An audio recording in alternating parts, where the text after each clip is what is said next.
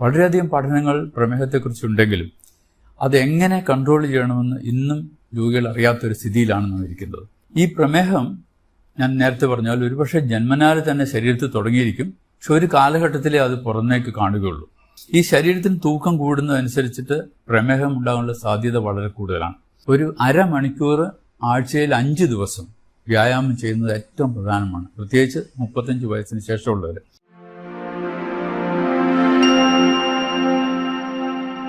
നിങ്ങൾക്ക് നമസ്കാരം. എൻ്റെ പേര് ഡോക്ടർ എം തോമസ് മാത്യു. ഞാൻ കേരളത്തിലെ സീനിയർ മോസ്റ്റ് നെഫ്രോളജിസ്റ്റാണ്. മെഡിക്കൽ കോളേജിൽ നിന്ന് റിട്ടയർ ചെയ്തതിന് ശേഷം ഇപ്പോൾ കോഴിക്കോട് ബേബി മെമ്മോറിയൽ ഹോസ്പിറ്റലിൽ വർക്ക് ചെയ്യുകയാണ്. നമുക്കറിയാം, പ്രമേഹം അഥവാ ഡയബറ്റിസ് കാലാകാലങ്ങളായി മനുഷ്യ ജീവിതത്തെ നിശബ്ദമായി കൊല്ലുന്ന ഒരു രോഗമാണ്. ക്രിസ്തുവിന് മുമ്പ് 1500 BC മുതൽ ഈ രോഗം അറിയപ്പെട്ടിരുന്നു. എന്നാൽ 19ാം നൂറ്റാണ്ടിന്റെ മധ്യത്തിലാണ് അതിനെപ്പറ്റി ആധികാരികമായ മനുഷ്യർ പഠിക്കുന്നതിനും ചികിത്സ ആരംഭിക്കുന്നതിനും സാധിച്ചിട്ടുള്ളത്. നാം അറിയേണ്ട ഒരു പ്രധാന കാര്യം, വർഷങ്ങളായി അറിയുന്ന ഒരു രോഗമാണെങ്കിലും അത് എങ്ങനെ കൺട്രോൾ ചെയ്യണമെന്നോ അതിനെ എങ്ങനെ തടുക്കണമെന്നോ അതിന്റെ പാർശ്വഫലങ്ങൾ വരാതെ എങ്ങനെ നോക്കണമെന്നോ ഇന്നും ജനങ്ങൾക്ക് അറിയില്ല. ഇതൊരു വിരോധാഭാസമാണ്. വളരെയധികം പഠനങ്ങൾ പ്രമേഹത്തെക്കുറിച്ചുണ്ടെങ്കിലും അതെങ്ങനെ കൺട്രോൾ ചെയ്യണമെന്ന് ഇന്നും രോഗികൾ അറിയാത്തൊരു സ്ഥിതിയിലാണ് നാം ഇരിക്കുന്നത്. ഏത് ആശുപത്രിയിലെ ഔട്ട് പേഷ്യൻ്റ് ക്ലിനിക്കുകൾ നമ്മൾ എടുത്താലും ജനറൽ മെഡിക്കൽ ഔട്ട് പേഷ്യൻ്റിൽ വരുന്നതിൽ ഒരു 40% പ്രമേഹ രോഗം അതിനോടനുബന്ധിച്ചുള്ള രോഗങ്ങളുള്ളവരായിരിക്കും. ഒരു സർജിക്കൽ സൈഡിലാണെങ്കിൽ അതിലും കാണാം 40-50%.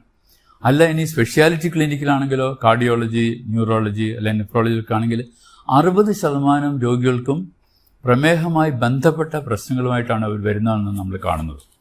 ഇതെന്തുകൊണ്ടാണ് ഇത്രയും വിദ്യാഭ്യാസവും ഇത്രയും ലോകജ്ഞാനവും ഇത്രയും രോഗങ്ങളെപ്പറ്റിയുള്ള വിവരമുള്ളൊരു ജനതയ്ക്ക് ഇതെന്തുകൊണ്ടാണ് ഇങ്ങനെ സംഭവിക്കുന്നതെന്ന് നാം ആലോചിക്കാറുണ്ട്.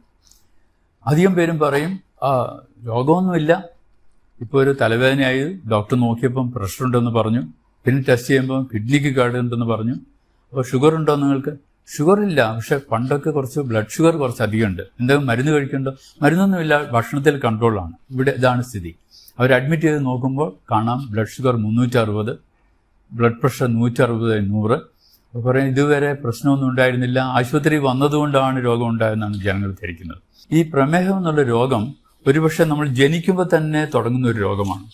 കുടുംബപരമായി അതല്ലെങ്കിൽ ജനിതക കാരണങ്ങൾ കൊണ്ട് ശരീരത്തിൽ നാം കഴിക്കുന്ന ഭക്ഷണത്തിൽ നിന്നുണ്ടാകുന്ന ഗ്ലൂക്കോസ് അഥവാ അന്നജം അത് ശരീരത്തിന് ഉപയോഗിക്കാൻ പറ്റാത്ത വിധത്തിൽ ആയിത്തീരുന്ന ഒരു സ്ഥിതിഗതികളാണ് പ്രമേഹം എന്ന് പറയുന്നത്.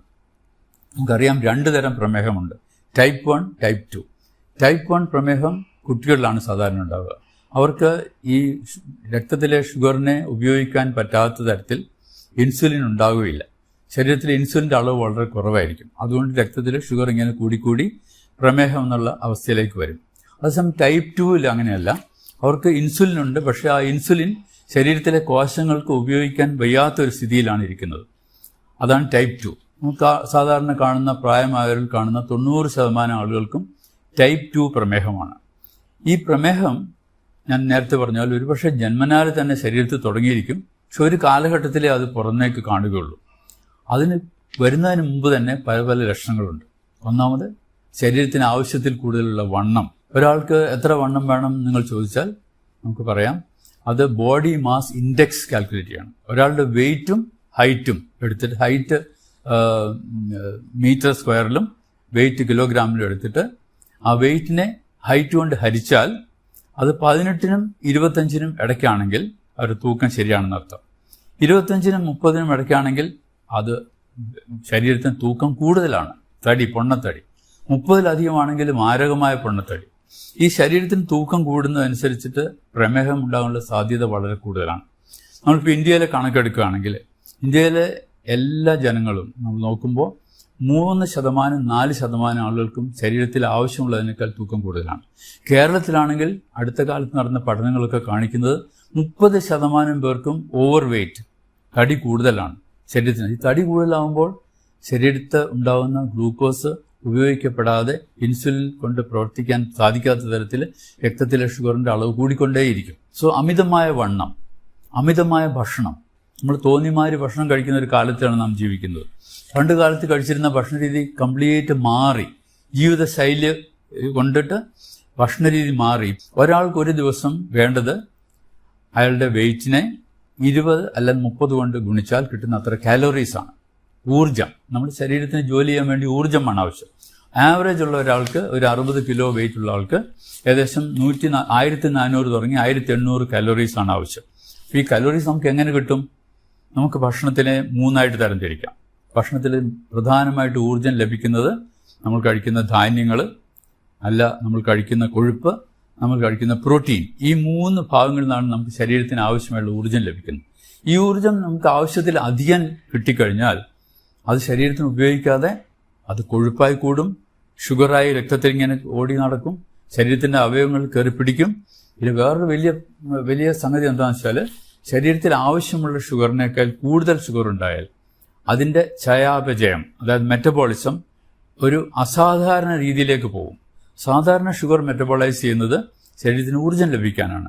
എന്നാൽ അധികമുള്ള ഷുഗർ, അതായത് അധികം നോക്കുമ്പോൾ നിങ്ങൾ ചോദിക്കുക എത്രയാണ് അധികം? അതായത് ഒരു ഫാസ്റ്റിംഗ് സ്റ്റേജിൽ ഒരാൾക്ക് ഷുഗർ വേണ്ടത് 100 മില്ലിഗ്രാമിൽ കുറവായിരിക്കണം. 80 തുടങ്ങി 100 ഫാസ്റ്റിങ്ങിൽ വേണ്ടത്. ഭക്ഷണം കഴിച്ച് 2 മണിക്കൂറിന് ശേഷം നോക്കുകയാണെങ്കിൽ അത് ഒരു 120-നും 140-നും ഇടയ്ക്കായിരിക്കും. അതിൽ കൂടുതലൊക്കെയാണ് അധികം ഷുഗർ എന്ന് പറയുന്നത്. അപ്പോൾ രക്തത്തിലെ ഷുഗർ അധികമായാൽ അത് ശരീരത്തിന് ഉപയോഗിക്കുന്നത് സ്വാഭാവികമായി ഉപയോഗിക്കുന്നതിന് പകരം അത് അബ്നോർമൽ പാത്വേയിൽ കൂടെ പോകും. 5 തരത്തിൽ ഈ ഗ്ലൂക്കോസ് മെറ്റബോളൈസ് ചെയ്തു പോകും. അത് ഈ 5 തരത്തിൽ പോകുന്ന മെറ്റബോളിസം ശരീരത്തിന് ഉപയോഗമില്ലാതെ ശരീരത്തിന് കേട് വരുത്തുന്ന രീതിയിലാണ് ആ മെറ്റബോളിസം നടത്തുന്നത്. അപ്പോൾ എന്ത് പറ്റും? ഈ ഷുഗർ ശരീരത്തിന് ഉപയോഗിക്കാതെ കൊഴുപ്പായി ലിവറിലേക്ക് പോയി അടിയും, ഫാറ്റി ലിവർ ഉണ്ടാവും. കൂടാതെ ഈ മെറ്റബോളിസം തെറ്റി വരുന്ന അസാധാരണമായുള്ള മെറ്റബോളിസം കൊണ്ടിട്ട് അതിലുണ്ടാകുന്ന ഘടകങ്ങൾ ശരീരത്തിലെ രക്തക്കുഴലിനെയും കോശങ്ങളെയും ഒക്കെ മാരകമായി അഫക്റ്റ് ചെയ്യും. അങ്ങനെ വലിയ രക്തക്കുഴലുകൾക്കും ചെറിയ രക്തക്കുഴലുകൾക്കും ഒക്കെ കേടുവന്ന് കാലക്രമേണ ആ ഒരു രോഗമായി മാറുകയാണ് ചെയ്യുന്നത്. ഈ ഷുഗർ കൂടിയുണ്ട്. ആവശ്യത്തിലധികം ഷുഗർ ശരീരത്തിലുണ്ടായാൽ അത് ശരീരത്തിന് ദോഷമാണ് എന്നുള്ള വാസ്തവം നമ്മളെപ്പോഴും അറിഞ്ഞിരിക്കും. ഷുഗർ കുറയ്ക്കുന്നത് ശരീരത്തിന് ആവശ്യമുള്ള ഊർജം കിട്ടാൻ വേണ്ടി മാത്രമുള്ള ഭക്ഷണം കഴിക്കുക. ഇപ്പോൾ ഒരു 1600 കാലറി വേണമെങ്കിൽ അത് ഒരു 3 തവണയായിട്ട് അത് ഡിവൈഡ് ചെയ്യണം. രാവിലെ ഒരു 350-400 കലോറി, രാത്രി അതുപോലെ 350-400 കലോറി, ഉച്ചയ്ക്ക് അതിന് ബാക്കിയുള്ള ഭക്ഷണം ക്രമീകരിക്കാൻ ലോക ആരോഗ്യ സംഘടനയും ഡയബറ്റിക് അസോസിയേഷനും ഒക്കെ കൂടി തീരുമാനിച്ചിരിക്കുന്ന ഒരു ഫുഡ് പ്ലേറ്റ് ഉണ്ട്. ആ ഫുഡ് പ്ലേറ്റ് എന്ന് പറഞ്ഞാൽ നമ്മൾ സാധാരണ ഒരു പ്ലേറ്റ് എടുത്താൽ അത് 4 നമ്മൾ ഡിവൈഡ് ചെയ്യണം, മാനസികമായി ഡിവൈഡ് ചെയ്യണം. അതിൻ്റെ പകുതി ഭാഗം പച്ചക്കറികൾ മാത്രമേ പാടുള്ളൂ. ആ പകുതി ഭാഗത്തിൽ അതിൻ്റെ പകുതി, അതായത് 1/4 ഭാഗം വേവിച്ച പച്ചക്കറികളും 1/4 ഭാഗം വേവിക്കാത്ത പച്ചക്കറികളും. അപ്പോൾ 1/2 ഭാഗം അങ്ങനെ പോയി. മറ്റേ 1/2 ഭാഗത്ത് അതിൻ്റെ 1/4 ഭാഗത്തിൽ പ്രോട്ടീൻ അടങ്ങിയ സംഗതികൾ, അത് ഒന്നിൽ പയറ്, കടല, പരിപ്പ്, അല്ലെങ്കിൽ മീനോ അല്ലെങ്കിൽ മുട്ടയോ അതല്ലെങ്കിൽ ഇറച്ചിയോ. അതിൻ്റെ മറ്റേ 1/4 ഭാഗത്ത് ധാന്യങ്ങൾ, അതായത് 1 കപ്പ് ചോറ് അല്ലെങ്കിൽ 1 ചപ്പാത്തി അല്ലെങ്കിൽ 1 ദോശ അല്ലെങ്കിൽ 2 ഇഡ്ഡലി. അപ്പോൾ ആ ഫുഡ് പ്ലേറ്റിൽ അടങ്ങുന്ന സാധനം മെജോറിറ്റി പച്ചക്കറികളാണ്. ഈ പച്ചക്കറികളിൽ കാലറീസ് വളരെ കുറവാണ്. 100 ഗ്രാം പച്ചക്കറിക്ക് 15 കാലോറി ഉണ്ടാവുള്ളൂ. അതേസമയം 100 ഗ്രാം ചോറിന് 350 കാലറിയാണ്. 1 ചപ്പാത്തിക്ക് ഏകദേശം 100 കാലറിയാണ്. 1 ദോശയ്ക്ക് 100-150 കലോറി. ഒരു മസാല ദോശയാണെങ്കിലോ 250 കലോറിയാവും.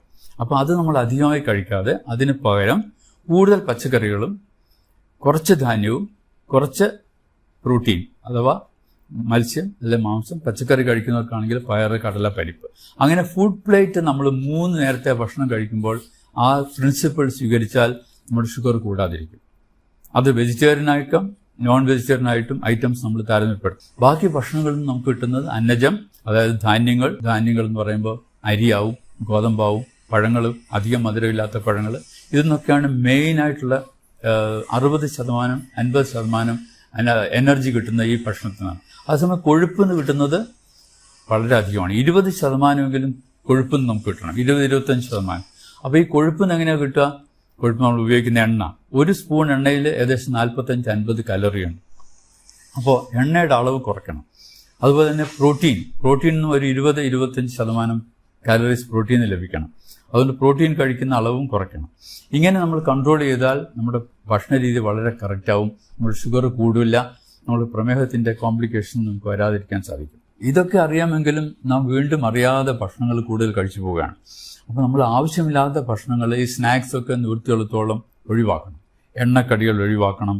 പിന്നെ ഈ ഷുഗറുള്ള ആളുകൾ 3 നേരത്തെ ഭക്ഷണത്തിന് പുറമെ ഇടയ്ക്ക് 2 ലഘുഭക്ഷണം കൂടെ കഴിക്കുന്നത് നന്നായിരിക്കും. നമുക്ക് ഫൈബർ അടങ്ങിയ ബിസ്ക്കറ്റ് കഴിക്കാം, അല്ലെ ആരോ റൂട്ട് ബിസ്ക്കറ്റ് കഴിക്കാം, അല്ലെ ചിലപ്പോൾ അധികം എണ്ണയും മെഴുക്കുമില്ലാത്ത ഭക്ഷണങ്ങൾ കഴിക്കാം, അല്ലെ ഒരു പകുതി ആപ്പിൾ കഴിക്കാം, പകുതി പേരയ്ക്ക കഴിക്കാം, 1 ഗ്ലാസ് ചായയോ അല്ലെങ്കിൽ കാപ്പിയോ കഴിക്കാം, മധുരം ഇടാതെ. ഇതൊരു ശീലം നമ്മൾ ഉണ്ടാക്കണം, മധുരം ഉപയോഗിക്കാതെ ഭക്ഷണങ്ങൾ കഴിക്കാനുള്ള ശീലം. അതുപോലെ ഏറ്റവും പ്രധാനമുള്ള കാര്യമാണ് ശരീരത്തിന് വ്യായാമം. ഒരു അരമണിക്കൂർ ആഴ്ചയിൽ 5 ദിവസം വ്യായാമം ചെയ്യുന്നത് ഏറ്റവും പ്രധാനമാണ്, പ്രത്യേകിച്ച് 35 വയസ്സിന് ശേഷമുള്ളവർ. ഈ വ്യായാമം ചെയ്യുമ്പോൾ ശരീരത്തിന് ആവശ്യമുള്ള ഊർജം അത് ഉപയോഗിച്ചു പോകും. അപ്പോൾ ആവശ്യമില്ലാതെ ഊർജം ശരീരത്തിൽ കെട്ടി നിൽക്കില്ല. ഈ വ്യായാമം ചെയ്യുമ്പോൾ ആ ഊർജം അതിനായിട്ട് ഉപയോഗിച്ചു പോകും. അങ്ങനെ നമ്മുടെ ശരീരത്തെ നല്ല ആരോഗ്യസ്ഥിതിയിൽ മെയിൻറ്റെയിൻ ചെയ്യാൻ സാധിക്കും. ഇങ്ങനെയൊക്കെ ചെയ്താലും ജനിതകമായി ഉണ്ടാകുന്ന ഡയബറ്റീസ് വരാതിരിക്കില്ല. വന്നു കഴിഞ്ഞാൽ നമ്മൾ അതിനുള്ള മരുന്നുകൾ കൃത്യമായിട്ട് എടുക്കും. ഡോക്ടറെ സമീപിച്ച് ആ മരുന്നുകൾ എന്ത് വേണമെന്ന് ചോദിച്ചാൽ ഡോക്ടർ പറഞ്ഞുതരും. അതനുസരിച്ച് മരുന്ന് ഉപയോഗിക്കാം, ഗുളികൾ ഉപയോഗിക്കാം. അത് പോരാതെ വരികയാണെങ്കിൽ വരുന്ന സന്ദർഭങ്ങളിൽ നമുക്ക് ഇൻസുലിൻ ഉപയോഗിക്കാം. അങ്ങനെ ഷുഗർ കൺട്രോൾ ചെയ്യാം. അപ്പോൾ നിങ്ങൾ ചോദിക്കും, ഷുഗർ കൺട്രോൾ ചെയ്യാൻ ഭക്ഷണം മാത്രം നോക്കിയാൽ പോരാ. ഭക്ഷണത്തിന് ഒരു പരിധിവരെ മാത്രമേ ഷുഗറിനെ കൺട്രോൾ ചെയ്യാൻ പറ്റുള്ളൂ. അതിൽ കൂടുതൽ കൺട്രോൾ വേണമെങ്കിൽ മരുന്ന് വേണം എന്നുള്ളത് തീർച്ചയാണ്. ആ മരുന്നിന് പുറമെ വ്യായാമം, റെഗുലർ ചെക്കപ്പ് ഇതൊക്കെ വേണം. ആഴ്ചയിൽ 1 പ്രാവശ്യമെങ്കിലും രക്തത്തിലെ ഷുഗർ ടെസ്റ്റ് ചെയ്യണം. അതനുസരിച്ചിട്ട് മരുന്നുകളുടെ അളവ് വ്യത്യാസപ്പെടുത്താം. അതുകൊണ്ട് ഈ പ്രമേഹം കൊണ്ടിട്ട് ബാക്കി കോംപ്ലിക്കേഷൻ വരാതെ നമ്മൾ ശ്രദ്ധിക്കണം. ശരീരത്തിന്റെ എല്ലാ അവയവങ്ങളെയും, എല്ലാ ഭാഗങ്ങളെയും, ആന്തരിക ഭാഗങ്ങളെയും ബാഹ്യമായിട്ടുള്ള ഭാഗങ്ങളെയും മുഴുവൻ മാരകമായി പിടിക്കുന്ന ഒരു രോഗമാണ് പ്രമേഹം. പക്ഷെ ഒരാൾക്ക് ഇതെല്ലാം വരണമെന്നില്ല. ചില ആളുകൾക്ക് ഒരു പക്ഷേ കിഡ്നിയുടെ രോഗമായിരിക്കും കൂടുതൽ, വേറൊരാൾക്ക് ഹൃദയരോഗത്തിനായിരിക്കും കൂടുതൽ, വേറൊരാൾക്ക് ഞരമ്പിന്റെ രോഗമായിരിക്കും കൂടുതൽ.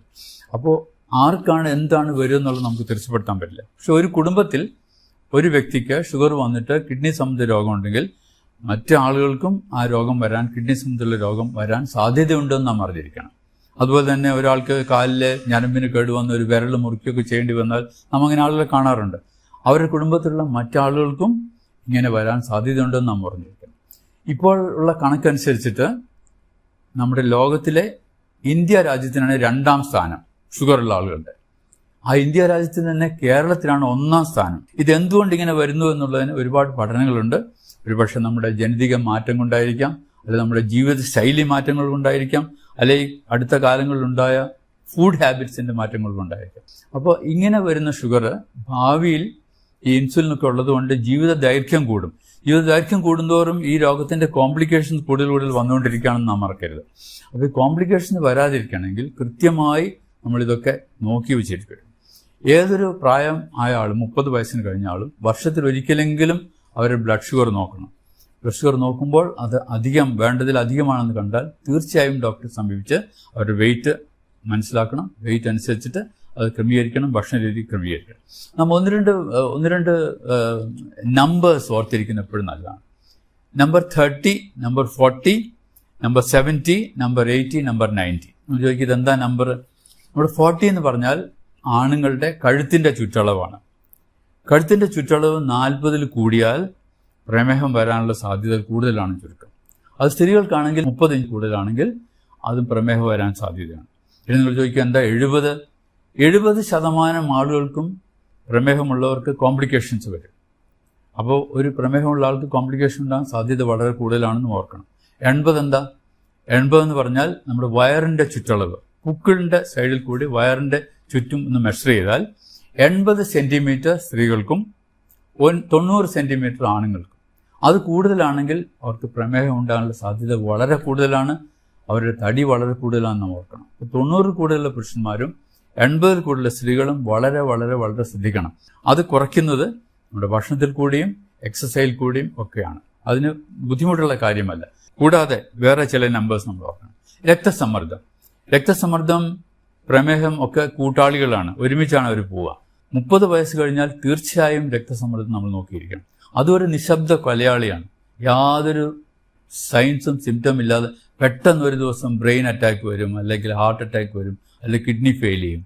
അപ്പോഴാണ് അറിയുന്നത് പ്രഷർ 200/120 ആണെന്നുള്ള കാര്യം. നോർമലായിട്ട് ഒരാൾക്ക് 140/80 ബ്ലഡ് പ്രഷർ.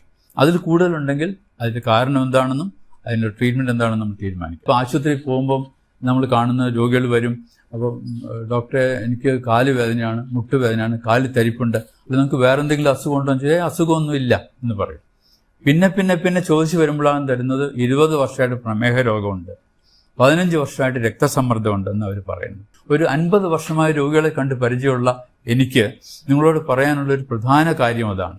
ഡോക്ടർമാരെ സമീപിക്കുമ്പോൾ നിങ്ങളുടെ രോഗത്തിൻ്റെ മുമ്പുകൂട്ടിയുള്ള വിവരങ്ങൾ തീർച്ചയായും പറഞ്ഞിരിക്കണം. അതല്ലെങ്കിൽ ചികിത്സ തെറ്റും, മരുന്ന് തെറ്റും, ഡോക്ടർ കൺക്ലൂഷൻ തെറ്റിപ്പോവും, അത് നിങ്ങൾക്ക് തന്നെ ബുദ്ധിമുട്ടാവും.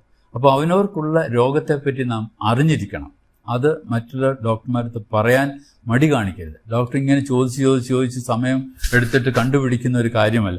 നമ്മുടെ രോഗത്തെപ്പറ്റി, നമ്മുടെ ശരീരത്തിൻ്റെ സ്ഥിതിയെപ്പറ്റി നമ്മളെപ്പോഴും ബോധവാന്മാരായിരിക്കണം. പിന്നെ നാം അറിയണം, ഈ പ്രമേഹം എത്ര സൂക്ഷിച്ചാലും കുറച്ച് കൂടുതലായി വരുന്ന രോഗമാണ്. 60% ആളുകൾക്കും കിഡ്നി രോഗം ആയി മാറാം. കിഡ്നി രോഗം പ്രമേഹത്തിൻ്റെ കൂടെ വരാം. Diabetic nephropathy. 50% ആളുകൾക്കും ഹാർട്ട് ഡിസീസ് വരാം. ഏകദേശം 50%-60% ആളുകൾക്ക് ന്യൂറോപ്പതി വരാം, ഞരമ്പിൻ്റെ കോംപ്ലിക്കേഷൻ വരാം. ഇങ്ങനെയൊക്കെ ഉണ്ടാകുന്ന ഒരു രോഗം. കണ്ണിന് കേട് വരും വളരെ അധികം പേർക്ക്. അപ്പോൾ കണ്ണിന് കേട് വരും, ലേസർ അടിക്കും, ഇതൊക്കെ രോഗികൾക്ക് ഉണ്ടാകുന്ന സംഗതികളാണ്. പക്ഷെ അവർ പറയാറില്ല. പിന്നെ ചോദിച്ചു വരുമ്പോൾ ആ കണ്ണിന് ലേസർ അടിച്ചിരുന്നു 2 വർഷം മുമ്പെന്ന് പറയും. അപ്പോൾ അന്നേ ഷുഗർ ഉണ്ടെന്നുള്ള കാര്യം അവർ മറന്നു പോകുന്നു. ആ ഷുഗറിനെ കൺട്രോൾ ചെയ്യുന്ന കാര്യം മറന്നു പോകുന്നു. ഡോക്ടർമാർ പറയും നിങ്ങൾ ശരിക്കും ഷുഗർ കൺട്രോൾ ചെയ്യണം. എന്നാൽ എങ്ങനെ കൺട്രോൾ ചെയ്യണമെന്ന് അവർക്ക് അറിയുന്നില്ല.